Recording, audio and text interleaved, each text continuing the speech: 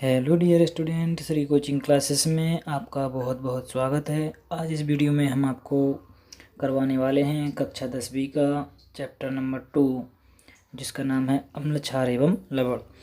इसमें आज हम प्रश्न बैंक जो कि माध्यमिक शिक्षा मंडल भोपाल द्वारा जारी किए गए हैं, इनके विकल्पों को आपको हल करवाने वाले हैं। तो आप ध्यान से सुने, नोट करें, और जो कि आपके पेपरों के लिए, फाइनल एग्ज़ाम और अर्धवार्षिक परीक्षा के लिए बहुत ही महत्वपूर्ण है। इन्हीं में से बच्चों प्रश्न बैंक में से ही प्रश्न और विकल्पों को दिया जा रहा है, तो इनको आप ध्यान से पढ़ें और सुनें और नोट बनाएं। चलिए शुरू करते हैं हम आज के इस वीडियो में। बच्चों सबसे पहले आप इसको जो चैनल है हमारे चैनल को सब्सक्राइब कर लें, जिससे आपको समय से जो है नोटिफिकेशन और वीडियो मिलती रहें। तो हमारा जो पहला प्रश्न है कि निम्न में कौन सा लवण क्रिस्टलन जलयुक्त नहीं है। और इनमें से क्रिस्टलन जलन युक्त नहीं है मतलब है बच्चों कि जिसमें जल नहीं पाया जाता है। तो ऐसा है हमारा आंसर इसका खाने का सोडा। खाने का सोडा इसका राइट आंसर है। ठीक है, इसके बाद हमारा नेक्स्ट प्रश्न बनता है कि पाचन के समय अमाशयिक पाचक रसों का पीएच मान है तो कितना होता है। अमाशयिक पाचक रसों का पीएच मान 7 से कम। और प्रश्न क्रमांक तीसरा जो है हमारा इसका कि निम्न में कौन सोने को विलेय मतलब घोलने की क्षमता रखता है या घोलने के लिए प्रयुक्त होता है। तो इसका सही आंसर है चौथा ऑप्शन, अम्लराज। ठीक है, इसके बाद हमारा प्रश्न क्रमांक चौथा आता है कि निम्न में कौन प्रकृति से अम्लीय है। तो इसका सही आंसर है लाइम जूस। इसके अलावा बच्चों ऑप्शन 3 और दिए हैं, मानव रक्त, चूने का पानी, प्रति अम्ल। तो ये जो है अम्लीय नहीं होते। लाइम जूस का मतलब होता है नींबू का रस। इसके बाद हमारा प्रश्न क्रमांक 5वां आता है कि बेकिंग पाउडर बनाने में प्रयुक्त अवयवों में एक अवयव सोडियम हाइड्रोजन कार्बोनेट है तो दूसरा अवयव होगा। तो उसका राइट आंसर है आपका हाइड्रोक्लोरिक अम्ल। ठीक है, हाइड्रोक्लोरिक अम्ल। इसके बाद हमारा नेक्स्ट प्रश्न आता है प्रश्न क्रमांक 6वां कि अपच यानी जो हम जिसको एसिडिटी बोलते हैं, कुपच बोलते हैं, उसका उपचार करने के लिए निम्न में से किस औषधि का उपयोग होता है। तो एंटीबायोटिक, एनाल्जेसिक, एंटासिड। तो इसका सही आंसर है एंटासिड, जिसको प्रति अम्ल और अम्लता रोधी भी बोला जाता है। ये आप इनका नाम याद रखें। इसके बाद प्रश्न क्रमांक 7वां आता है कि टमाटर में कौन सा अम्ल उपस्थित होता है। तो इसका सही आंसर है ऑक्जेलिक अम्ल। ऑक्जेलिक अम्ल का सूत्र होता है COOH। ठीक है, इसके बाद आता है नेक्स्ट प्रश्न हमारा प्रश्न क्रमांक 8वां, जो कि रीजनिंग का प्रश्न है। आप इसको देख सकते हैं कि NaOH का 10 ml 8 मिली बिलियन से पूर्णतः उदासीन हो जाता है। NaOH के 10 ml 8 मिली बिलियन से उदासीन हो जाता है। यदि हम NaOH की 20 ml कर दें, मतलब NaOH की मात्रा 10 से दुगनी कर दी है, तो जो 8 ml बिलियन है उसको भी हमें दुगना करना पड़ेगा उदासीन करने के लिए। तो इसे उदासीन करने के लिए HCl को उसी विलयन की कितनी मात्रा की आवश्यकता होगी। तो जितना विलयन 10 ml 8 ml से उदासीन हो रहा था, तो 20 ml 16 से उदासीन होगा। तो इसका जो राइट आंसर हो जाएगा आपका ऑप्शन नंबर चौथा, 16 ml। इसके बाद हमारा प्रश्न क्रमांक 9 आता है कि सोडियम कार्बोनेट एक क्षार की लवण है, क्षारीय विलयन बनाता है क्योंकि यह निम्न का लवण है, मतलब ये किससे मिलकर बना है। तो इसका राइट आंसर है दुर्बल अम्ल और प्रबल क्षार। दुर्बल अम्ल और प्रबल क्षार से मिलकर ये जो है बना हुआ है, इसलिए इसको जो है क्षारीय विलयन बनाता है। प्रश्न क्रमांक 10वां आता है कि यदि कोई अत्यधिक भोजन करने के कारण अम्लता से पीड़ित है, मतलब बहुत ज़्यादा भोजन खा लिया जिसकी वजह से अम्लता यानी एसिडिटी हो गई है, उसको अपच हो गई है, तो आप कौन सा उपचार सुझाएंगे, मतलब आप क्या करेंगे कि जो उसकी जो अपच है, एसिडिटी, वो कम हो जाए। तो हम उसको बेकिंग सोडा का विलयन दे देंगे, नींबू पानी, सिरका, नमक का विलयन नहीं, इसकी जगह हम क्या देंगे, बेकिंग सोडा का विलयन। इसके बाद प्रश्न क्रमांक 11वां है कि अम्लों के लिए कौन सा कथन सत्य है। तो अम्लों के बारे में आप जानते हैं कि अम्ल जो है स्वाद में खट्टे होते हैं और नीले लिटमस पत्र को लाल कर देते हैं, इसलिए ये जो तीसरा ऑप्शन है इसका राइट आंसर है। इसके बाद हमारा प्रश्न क्रमांक 12वां आता है कि पीएच स्केल की परास है, मतलब पीएच की जो रेंज होती है वो कितनी होती है, 1 से 10, 1 से 7, 0 से 14। तो इसका राइट आंसर है 0 से 14। बीच में 7 रहता है जो कि उदासीन बिंदु माना जाता है, जिस जल का पीएच 7 होता है। प्रश्न क्रमांक 13 है हमारा कि निम्न में से कौन सा अम्ल क्षार सूचक दृष्टिबाधित छात्र के लिए, जो देख नहीं सकते ऐसे छात्रों के लिए उपयुक्त होगा कि अम्ल क्षार की पहचान वो कैसे करेंगे। देखिए लिटमस पत्र का तो रंग देख के करना पड़ता है, जबकि वो दृष्टिबाधित है तो उससे कर नहीं सकते। हल्दी में भी रंग आता है बच्चों, तो रंग भी दृष्टिबाधित व्यक्ति जो हैं वो तो नहीं देख सकते। वनीला एसेंस है और पिटूनिया की पत्तियाँ, तो यहाँ पर जो राइट आंसर है पिटूनिया की पत्ती।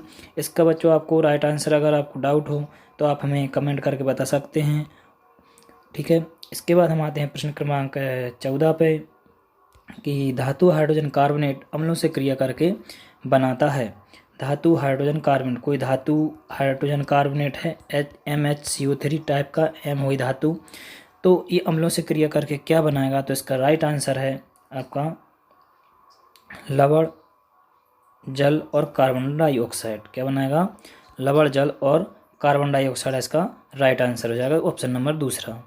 इसके बाद आता है हमारा प्रश्न क्रमांक 15, और प्रश्न क्रमांक 15 में पूछा है कि कैल्शियम फास्फेट दांत के एनेमल में उपस्थित है, इसकी प्रकृति है, तो इसकी प्रकृति होती है क्षारकीय।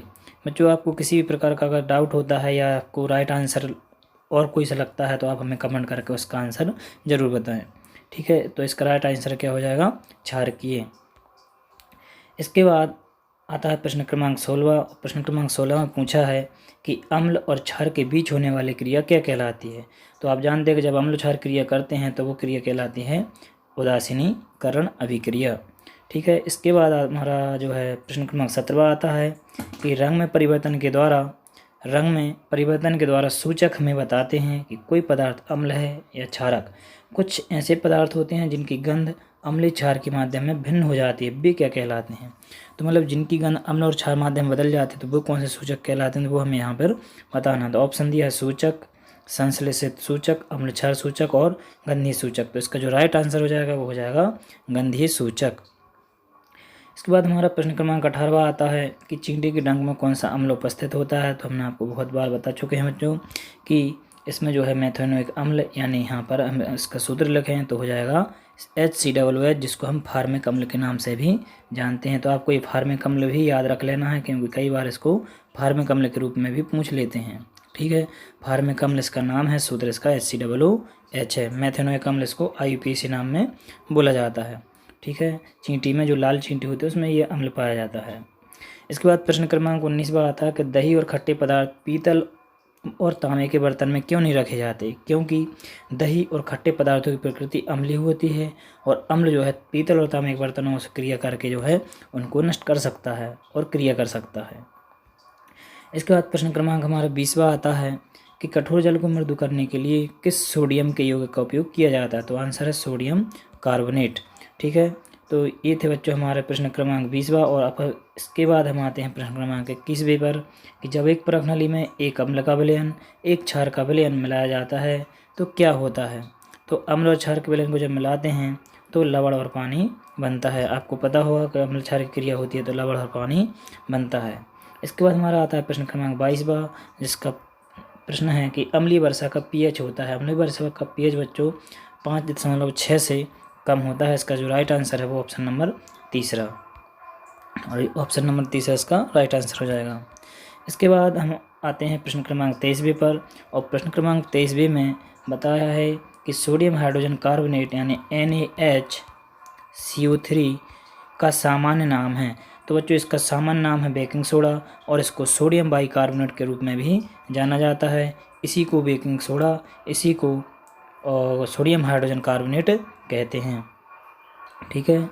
इसके बाद हम आते हैं प्रश्न क्रमांक 24 पर, और प्रश्न क्रमांक 24 में पूछा है कि कोई विलयन अंडे के पिसे हुए कवच से अभिक्रिया करके एक गैस उत्पन्न करता है। जो अंडे का जो कवच होता है जो सफ़ेद रंग का, उससे क्रिया करता है और एक गैस उत्पन्न करता है जो चूने के पानी को दूधिया कर देती है। तो इस विलयन में क्या होगा। तो इस विलयन में बच्चों यहाँ पर HCl होगा। इसका जो राइट आंसर है वो ऑप्शन नंबर दूसरा। इसके बाद हम आते हैं प्रश्न क्रमांक 25 पर, और इसमें लिखा हुआ है कि सिरके में कौन सा अम्ल होता है। तो सिरके का सूत्र होता है बच्चों CH3COOH, जिसको हम बोलते हैं एसिटिक अम्ल। तो इसका राइट आंसर हो जाएगा ऑप्शन नंबर तीसरा, एसिटिक अम्ल। तो बच्चों ये थे हमारे विकल्प अध्याय 2 के। इसके बाद यहाँ पर हमारे आते हैं कुछ प्रश्न महत्वपूर्ण जो इस अध्याय में से इम्पोर्टेंट हैं, जो पूछे जा सकते हैं आपके अर्धवार्षिक परीक्षा में। ज्ञान परक प्रश्न, तो इन प्रश्नों को आप यहाँ पर देख लें कि धातु के साथ अम्ल की अभिक्रिया होने पर सामान्यतः कौन सी गैस निकलती है, एक उदाहरण के द्वारा समझाइए और इस गैस की उपस्थिति की आप जाँच कैसे करेंगे। प्रश्न क्रमांक दूसरा है कि अम्ल का जलीय विलयन क्यों विद्युत का चालन करता है। प्रश्न तीसरा है कि प्लास्टर ऑफ पेरिस को आद्ररोधी बर्तन में क्यों रखा जाना चाहिए, इसकी व्याख्या कीजिए। प्रश्न क्रमांक चौथा है कि धोने का सोडा और बेकिंग सोडा के दो उपयोग बताइए। तो बहुत ही इंपॉर्टेंट प्रश्न है, कई बार बोर्ड एग्जाम द्वारा इसको पूछा जा चुका है। प्रश्न क्रमांक जो पाँचवा है कि परखनली ए और बी में समान लंबाई की मैग्नीशियम की पट्टी लीजिए। परखनली ए में हाइड्रोक्लोरिक अम्ल और परखनली बी में एसिटिक अम्ल डालिए। दोनों अम्लों की मात्रा और सांद्रता समान है, तो किस परखनली में तेजी से बुदबुदाहट होगी और क्यों। तो इसका राइट आंसर हो जाएगा HCl, क्योंकि ये प्रबल अम्ल है। ठीक है। प्रश्न क्रमांक छठवा है कि अम्ल को तनुकृत करते समय यह क्यों अनुशंसित करते हैं कि अम्ल को जल में मिलाना चाहिए, ना कि जल को अम्ल में। क्योंकि बच्चों यहाँ पे जो अम्ल है वो बहुत तेज होता है, इस वजह से ऐसा करते हैं। इसके बाद प्रश्न क्रमांक सातवां जो है, ताज़े दूध को pH का मान 6 होता है, दही बन जाने पर इसके pH मान में क्या परिवर्तन होगा। तो बच्चों pH मान कम हो जाएगा। ठीक है। आपको हम इसको डिटेल से जो है जब इनकी आंसर शीट बना लेंगे, इसके बाद हम आपको इसको भी प्रोवाइड कराएंगे, इसका आंसर सब फुल। प्रश्न क्रमांक 8वां है कि HCl, HNO3 आदि जलीय विलयन में अम्लीय अभिलक्षण क्यों प्रदर्शित करते हैं, जबकि अल्कोहल और ग्लूकोज जैसे यौगिकों के विलयनों में अम्लीयता के अभिलक्षण नहीं प्रदर्शित होते हैं। क्यों। तो ऐसा इसलिए क्योंकि इनमें ये आयनों में नहीं टूटते हैं, जबकि ये हाइड्रोजन आयन देते हैं और ये हाइड्रोजन आयन नहीं देते, इसलिए ऐसा होता है। प्रश्न क्रमांक 9 है कि निम्न अभिक्रिया के लिए पहले शब्द समीकरण लिखिए, उसके बाद में संतुलित समीकरण लिखिए। तो यहाँ पर जो नाम दिए गए हैं, इन नाम से हमें शब्द समीकरण लिखना है और उसके बाद फिर हमें संतुलित करके समीकरण लिखना है। ठीक है। इसके बाद आते हैं बच्चों समझ परक प्रश्न। तो समझ परक प्रश्न बच्चों यहाँ पर लेंथी होते हैं काफ़ी, तो इनको आप इस प्रकार से यहाँ पर देख सकते हैं कौन कौन से प्रश्न जो हैं इम्पोर्टेंट हैं। आप इसको पुश करके रोक कर वीडियो को और प्रश्नों को लिख सकते हैं जो इम्पोर्टेंट प्रश्न हैं। प्रश्न क्रमांक तीसरा ये है और प्रश्न क्रमांक चौथा जो है आपका ये है इस प्रकार से। और प्रश्न क्रमांक 5वां जो है ये है साल्ट A का प्रयोग वाला। और प्रश्न क्रमांक 6 है बेकिंग पाउडर धावन सोडा को गर्म करके कैसे अंतर करेंगे। प्रश्न क्रमांक 7वां प्रबल अम्ल दुर्बल अम्ल वाला है। और प्रश्न क्रमांक 8वां जो है किसी पदार्थ में क्रिस्टलन जल होने का क्या तात्पर्य है। प्रश्न क्रमांक 9वां है समझाइए क्यों सोडियम क्लोराइड का जलीय विलयन उदासीन है परंतु सोडियम कार्बोनेट का जलीय विलयन क्षारीय होता है। 10वां प्रश्न आप देख सकते हैं।